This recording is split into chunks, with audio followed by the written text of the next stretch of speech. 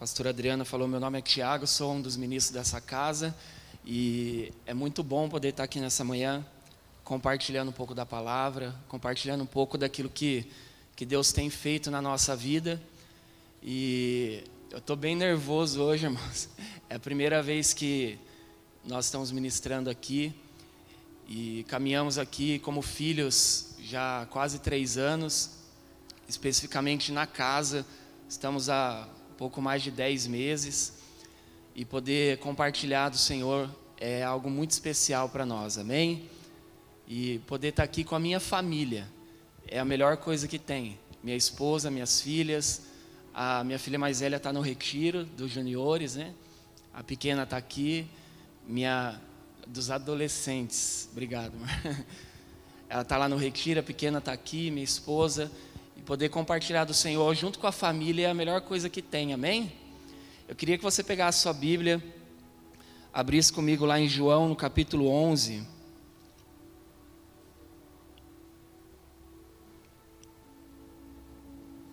Quero ler com vocês a partir do versículo 38, amém? Diz assim: e outra vez, Jesus ficou muito comovido.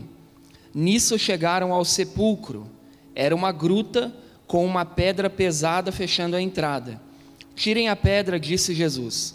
Porém Marta, a irmã do morto, falou: mas o mau cheiro será terrível, porque ele já está morto há 4 dias. Então eu já não disse que se vocês crescem, veriam a glória de Deus, disse Jesus.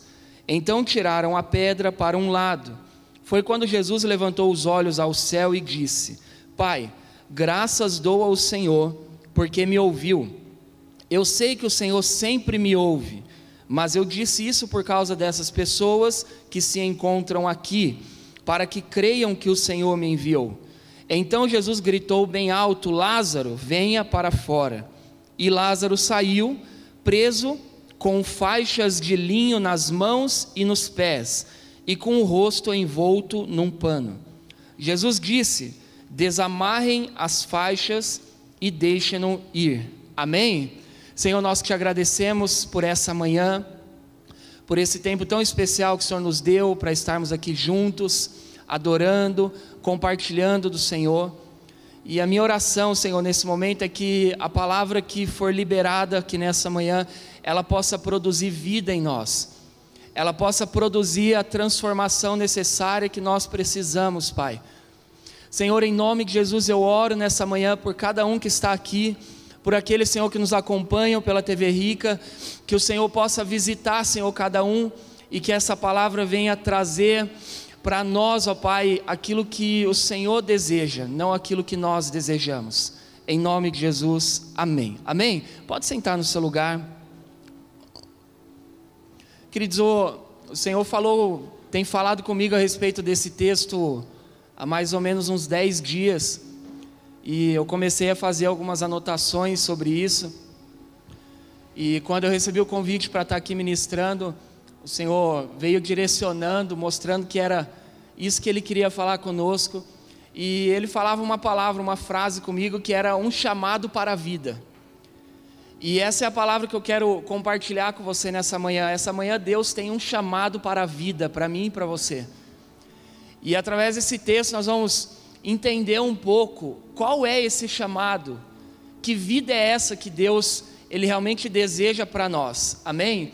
Se você voltar um pouquinho nesse texto de João capítulo 11, você vai descobrir que Jesus ficou sabendo que Lázaro estava doente 4 dias antes dele chegar na cidade onde ele já havia morrido e sido enterrado. E quando ele recebeu essa notícia de que Lázaro estava enfermo, ele deu uma resposta naquele dia para aquelas pessoas que estavam ali, que ninguém entendeu qual era aquela resposta. Ele disse assim: olha, essa enfermidade não é para a morte, mas para a glória de Deus. Ele disse assim: ó, essa enfermidade não é para a morte, é para a glória de Deus, e tem mais, é para que o Filho seja revelado para a glória. E aí a gente pode olhar para esse texto e nós podemos achar que o ápice do que estava acontecendo lá era um homem morto se levantando daquela sepultura e ressuscitando. Mas não era isso. Porque quando ele disse assim, essa enfermidade não é para a morte, mas para a glória de Deus, ele estava dizendo assim, essa enfermidade não vai extinguir a vida desse homem, mas vai revelar a Deus. É para que Deus seja honrado, é para que Deus seja reconhecido. E como que Deus seria reconhecido naquele dia? Não era pelo milagre, mas era pelo filho dele. Então, enquanto nós estamos olhando para aquela história, achando que a ressurreição de Lázaro é o máximo daquele milagre, Jesus estava dizendo assim, o máximo dessa história é o Filho de Deus sendo revelado. Porque quando o Filho de Deus é revelado, o Filho de Deus está automaticamente revelando quem é o Pai. Essa palavra, para que o Filho seja glorificado nele, essa palavra glorificado, ela significa exatamente isso.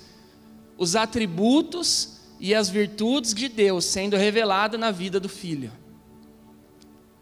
Eu não sei você, eu não sei como você tem definido a sua vida, os seus passos, mas o que Deus espera de mim e de você, é que os atributos dele sejam revelados em nós, para que as pessoas o conheçam, através de quem ele é, não da sua capacidade e daquilo que ele é capaz de fazer.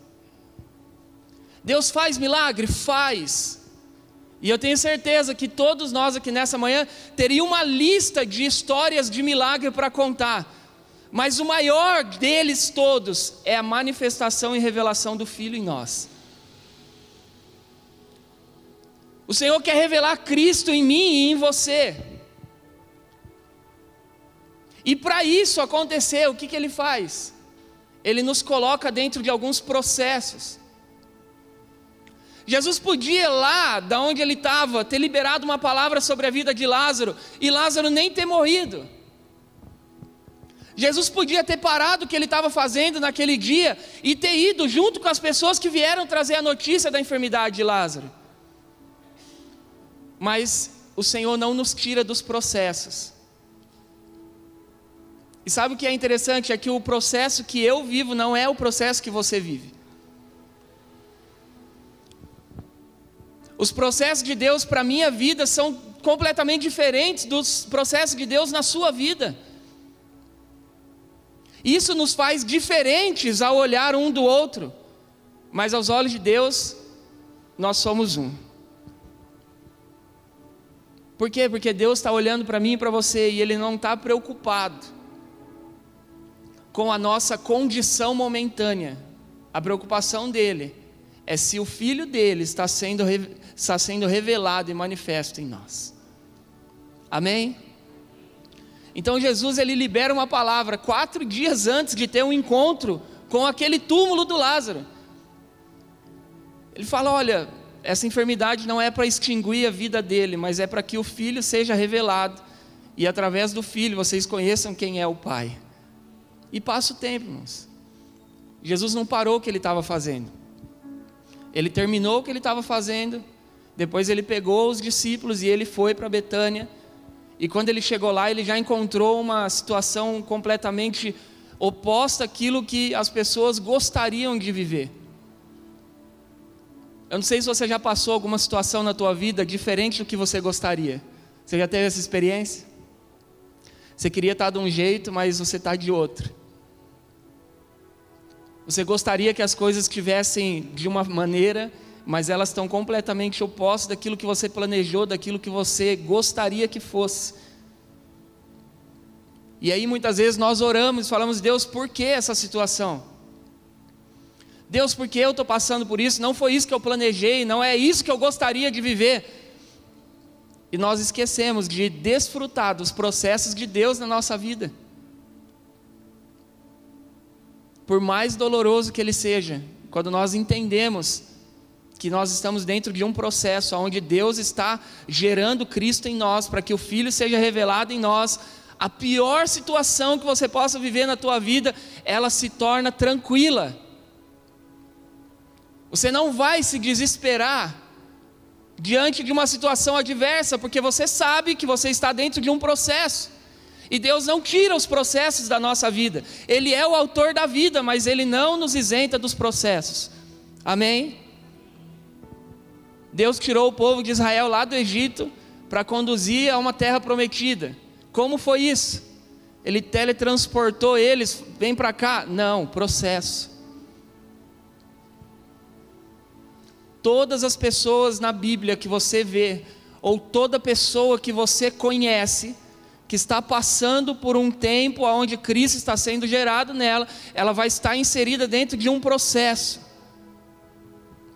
E entender esses processos é muito importante para nós, porque senão a gente vai tentar pular etapa, senão nós vamos tentando queimar etapa da nossa vida, e você só está pronto para viver aquilo que Deus tem para você, se você passar pelos processos. Nós ouvimos isso constantemente aqui na casa. Não adianta você querer adiantar de fase. Por quê? Porque quando você chegar numa fase mais avançada, se você não passou pela fase anterior, você vai ser reprovado. Eu vou ser reprovado. Amém? Então Jesus chega lá em Betânia e ele vai direto para onde Lázaro está enterrado. E aquela história, aquele lugar, ele revela algumas coisas para nós. Ele traz para nós algumas realidades que, como igreja, hoje nós podemos experimentar.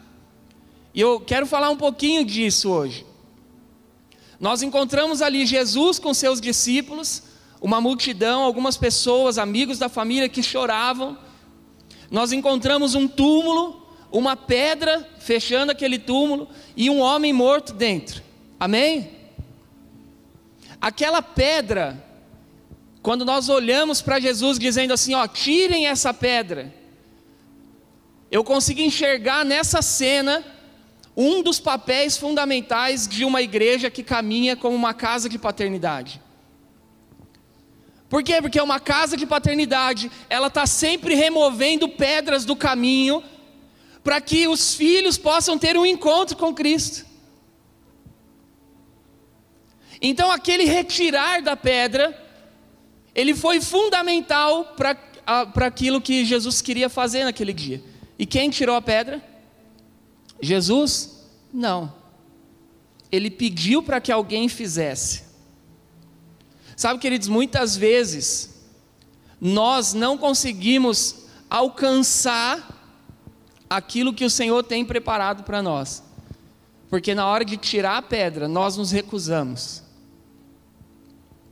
Você sabia que Deus está esperando que você tire as pedras de algumas pessoas, para que elas possam ter um encontro com Ele? Enquanto você tem orado, enquanto nós temos orado, Senhor, muda, o Senhor está dizendo assim, tira a pedra, eu não quero obstáculos, eu não quero barreiras. A palavra de Deus fala nos evangelhos sobre nivelar os montes. O que é nivelar os montes? É tirar obstáculos, quebrar barreiras. Às vezes somos nós mesmos que colocamos essas barreiras. Às vezes somos nós mesmos que estamos atuando contra o que Ele quer fazer. Então, como uma casa de paternidade, nós ouvimos o Senhor dizendo, tirem as pedras, tirem essa pedra. Jesus está dizendo, eu quero ter acesso às pessoas, mas eu não consigo muitas vezes, porque tem uma pedra que é você que tem que tirar. Você consegue entender isso, irmão? Então as pessoas foram lá e tiraram, com medo, amém? Marta falou assim, não vamos mexer com isso. 4 dias que ele já está aí, o mau cheiro vai ser terrível. Quantos já leram essa história na Bíblia? Ou já ouviram uma pregação sobre essa história? Você já viu alguma vez, em algum texto da Bíblia, alguém reclamando do mau cheiro? Depois que a pedra foi tirada? Olha que interessante, irmãos. Eles tinham uma preocupação. Não, nós não podemos tirar a pedra, porque se tirar a pedra vai vir o mau cheiro. Mas tiraram a pedra, e alguém reclamou do mau cheiro? Sabe por quê? Porque no ambiente de vida, a morte perde espaço. O cheiro de morte perde espaço no ambiente de vida. Sabe por que muitas vezes nós não queremos nos expor? Por causa do cheiro de morte, o cheiro do pecado. Muitas vezes nós temos medo da exposição, porque nós temos medo de exalar o mau cheiro da morte.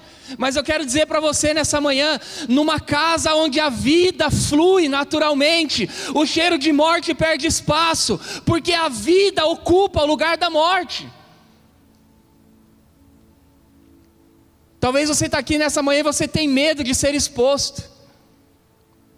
Você tem medo que alguém venha e tire a pedra que esconde a podridão que você está vivendo. Mas eu digo para você, deixa tirar a pedra, porque o cheiro de morte não vai ser não vai ser notado no ambiente, porque aqui exala vida.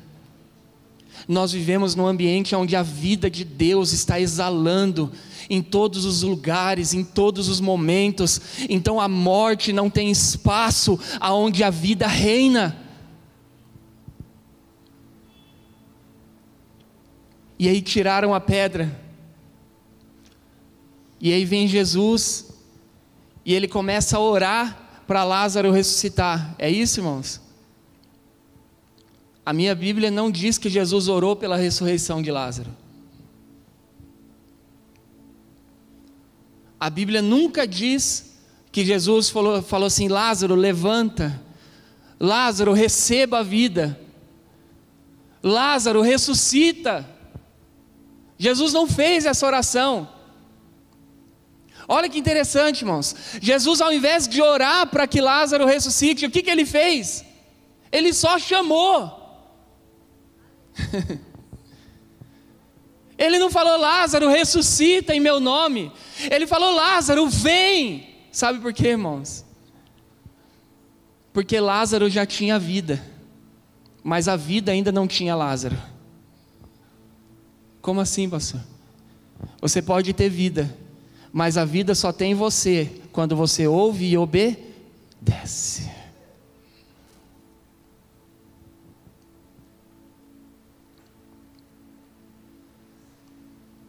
Às vezes nós andamos e vivemos uma vida normal, mas a vida dele não nos tem.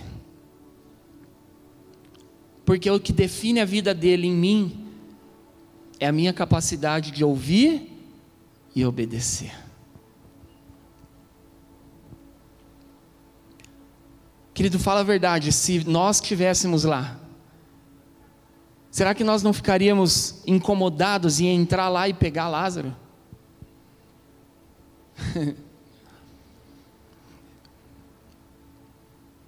Eu provavelmente eu entrava lá na hora que eu visse ele vindo todo amarrado.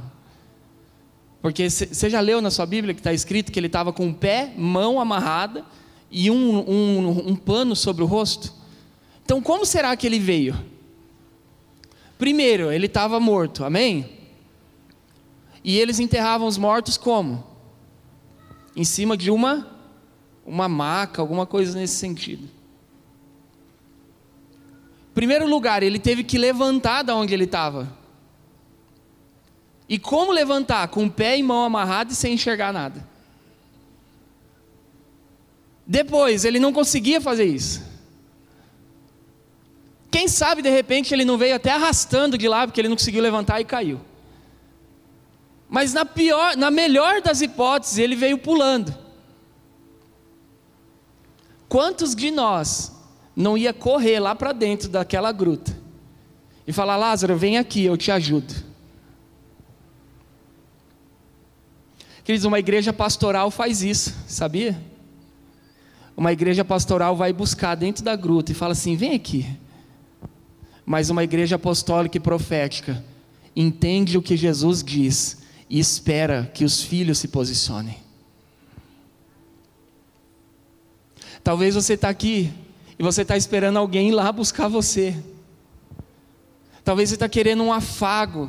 Talvez você está querendo que alguém venha e te dê um carinho.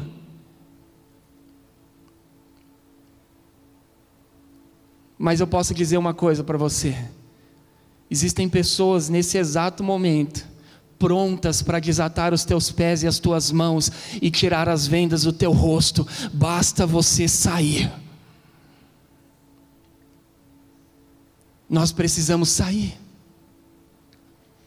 Jesus não falou vai buscar ele. Jesus falou: Lázaro, vem. Um dos maiores conflitos que eu tive quando nós começamos a caminhar aqui como filhos foi esse. Porque eu queria que fossem me buscar lá dentro.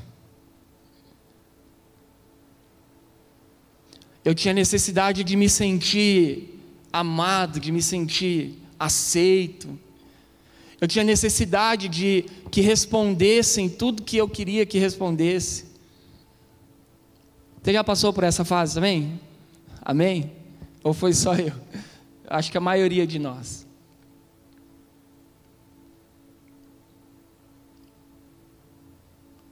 E hoje eu entendi que o que estava acontecendo e eu não enxergava. Por que eu não enxergava? Os meus pés estavam amarrados, minhas mãos estavam amarradas e o meu rosto estava coberto. O que eu não via era que tinha alguém do lado de fora me esperando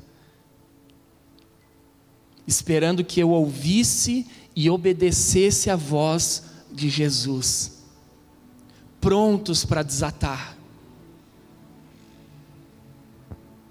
E às vezes, irmão, dá uma agonia você ver alguém dentro dessa gruta, e você fala: não vai sair, eu vou buscar. Ei, vem! É desesperador. Às vezes é desesperador você ver pessoas tomando o caminho errado. E Deus fala assim: espera.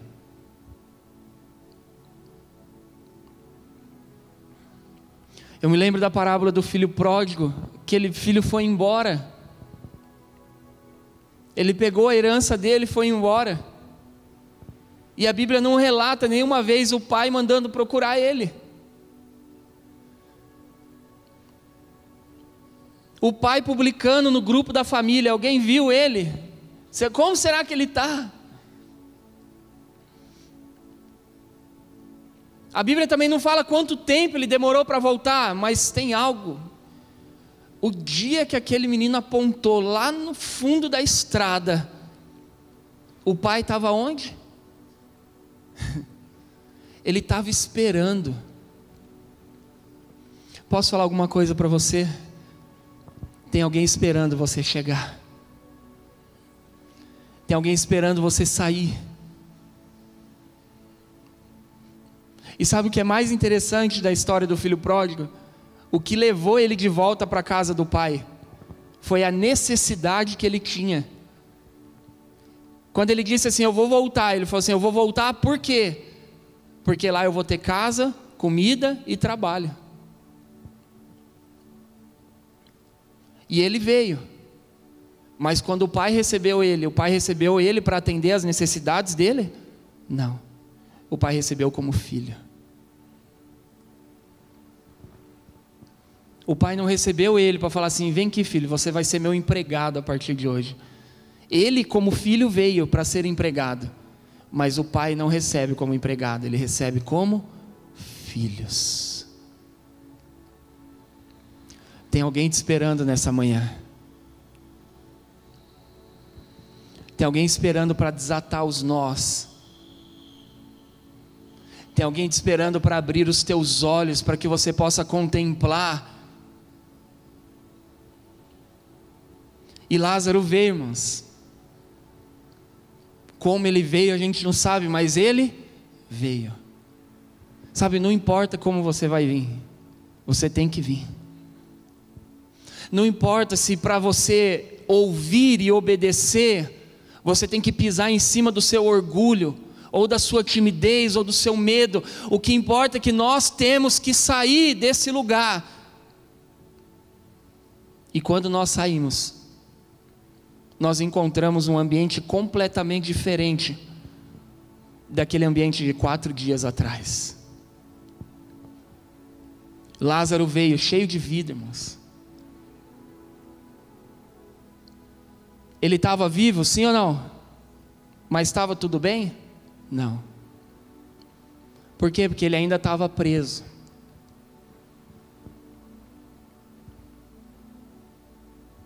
Às vezes existem pessoas que recebem a vida, mas elas ficam se debatendo numa tentativa de desatar os seus próprios nós.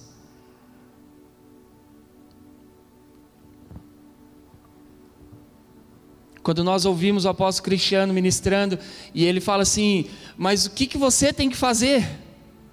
E a resposta é: nada. Você só tem que obedecer. Não, mas eu preciso. Não, mas as pessoas precisam de mim. Não faça nada. Porque os nós que te prendem, não é sua responsabilidade remover.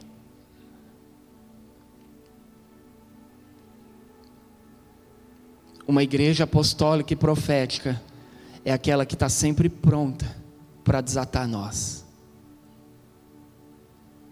E nós estamos numa casa apostólica e profética que desata nós todos os dias. Nós estamos aqui celebrando juntos, mas lá para dentro tem pessoas sendo aconselhadas, tem cursos sendo ministrados, aonde existem vidas sendo desatadas nesse momento.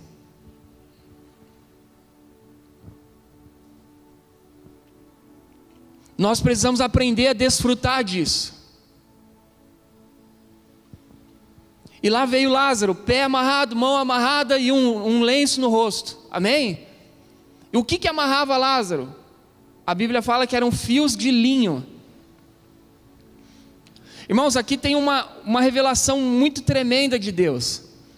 Se você for procurar na Bíblia, você vai descobrir que o linho, ele tinha um papel fundamental nas vestes sacerdotais.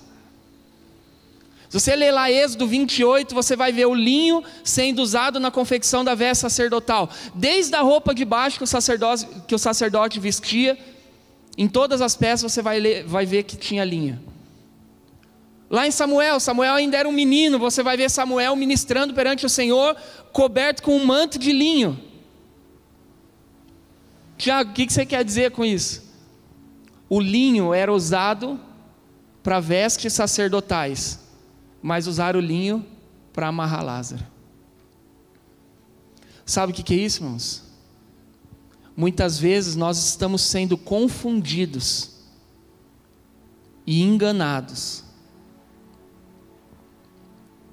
e com isso o sacerdócio vai sendo destruído, e aquilo que deveria servir para que o sacerdócio pudesse se manifestar, está servindo para prender,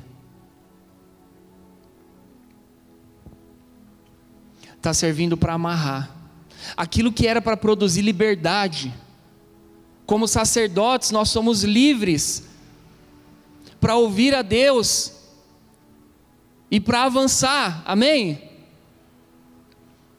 Mas o que nós vemos hoje, pessoas amarradas com aquilo que deveria dar liberdade a elas.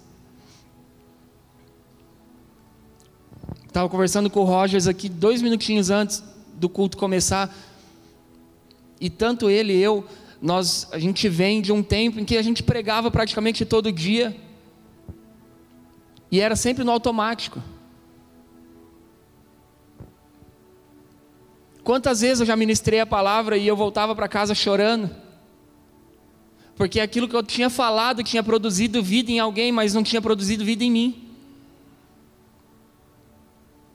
Quantas vezes eu já ouvi pessoas dizendo assim: a palavra que você falou para mim mudou minha vida, e eu falava assim: Deus, mas não muda nem a minha, por que está mudando a da pessoa? Sabe por quê? Porque aquilo que deveria produzir liberdade estava me engessando, estava me amarrando. Eu estava vivo, mas a vida não me tinha. Você consegue entender isso? Nós aprendemos a viver no automático. Nós aprendemos a fazer as coisas. A igreja no Brasil, nos últimos anos, ela se tornou assistencialista. Então, na tentativa de você parecer que está tudo bem, aí você sai na rua, dá a cesta básica e dá comida para morador de rua, mas você volta para casa e às vezes você não dá de comer para os seus próprios filhos. Não, mas é legal. Eu estou fazendo a obra de Deus. Que obra é essa, irmãos? Que obra é essa que transforma quem você não conhece, mas não transforma dentro da sua casa?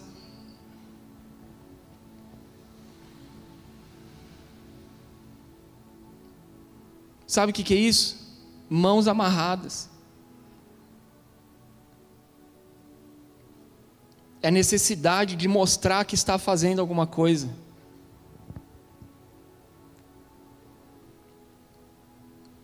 Mas você está numa casa apostólica e profética, você pode dizer amém? E numa casa apostólica e profética, você não vai ser tirado da sua responsabilidade sacerdotal. Aquilo que é para produzir liberdade, vai produzir liberdade. Aquilo que é para produzir vida, vai produzir vida. Amém? Então lá vem as pessoas e começam a desatar Lázaro. Primeiro os pés, por que amarraram os pés dele? Os pés fala de abrir caminho, de fundamentos. É o fundamento da igreja apostólica sendo travado quando se prende os pés. Porque a venda no rosto fala de uma visão profética que a igreja precisa ter. Quando você tampa o seu rosto, você não tem mais uma visão profética. Então Lázaro estava vivo, irmãos, mas ele não tinha fundamento, ele não avançava e ele não tinha visão. Você consegue entender isso, amém? Porque as mãos amarradas fala de serviço. Um serviço engessado. Se faz para produzir números, aonde os filhos começam a ser contados como mercadorias, como produto de um ministério de sucesso.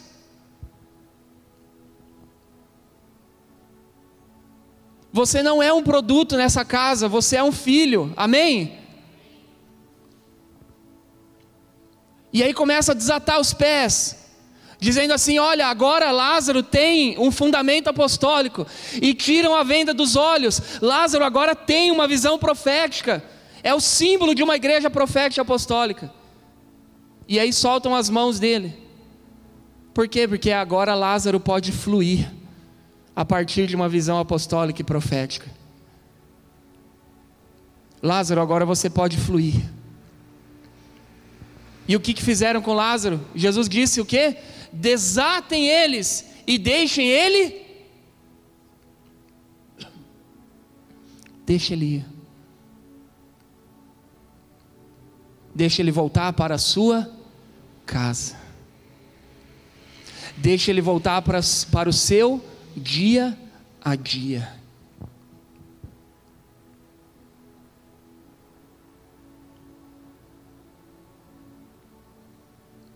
Alguns meses atrás morreu Billy Graham, um dos nomes mais conhecidos, um evangelista que viajou o mundo inteiro. E depois da morte dele, um dos filhos dele deixou um relato.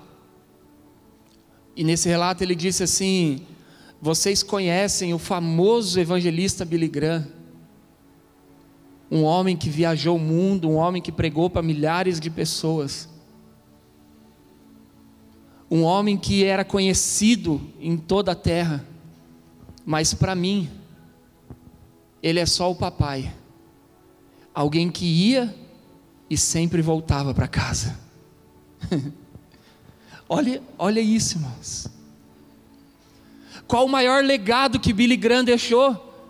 Você acha que foi ter viajado às nações? Não, foi voltar para casa. Era isso que Jesus estava dizendo para aquelas pessoas naquele dia. Lázaro estava morto, eu dou vida para ele, eu dou fundamentos a ele, mas deixa ele voltar para a sua casa. Deixa ele estar com a sua família. O lugar onde nós mais devemos produzir é dentro da nossa casa. É na vida da nossa esposa, dos nossos filhos. É o maior desafio que nós temos.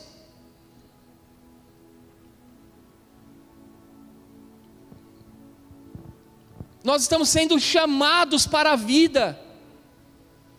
E essa vida começa dentro da nossa casa.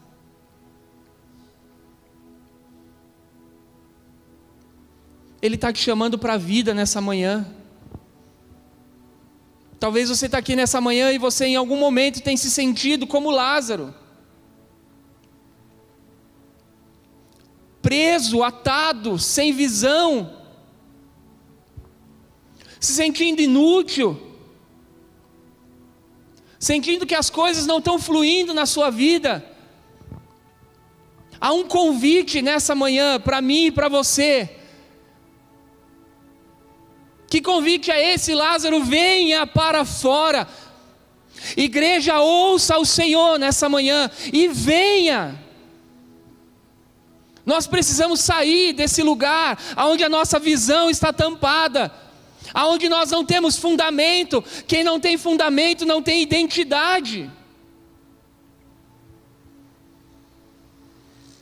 Quando estamos com as mãos amarradas, nós somos limitados. Você já tentou fazer alguma coisa com a mão amarrada? Com a mão amarrada você só alcança no máximo 15, 20 centímetros à sua volta. Mas quando as suas mãos se soltam, o seu raio de alcance aumenta para 1,5 metro. Sabe o que significa isso? Nós não podemos nos contentar com aquilo que nós produzimos de mãos atadas, porque há uma vida de liberdade para mim e para você.